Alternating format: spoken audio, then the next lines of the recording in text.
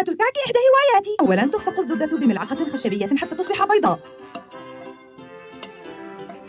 ثم نضع السكر والبيض ونخفقها.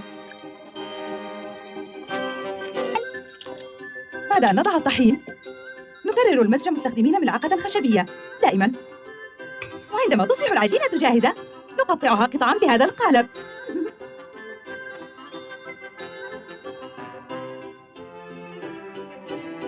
ثم نضعها في الفرن بحرارة 150 درجة مئوية مدة 5، وبعد ذلك تكون قطع الكعك جاهزة، ولكن احذروا النار كي لا تحترق الكعكة. لقد نضجت.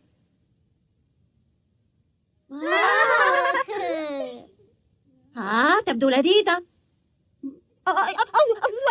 خلدي لا تستعجل. خلدي معذور جدا يا جوزاء، الكعك لذيذ.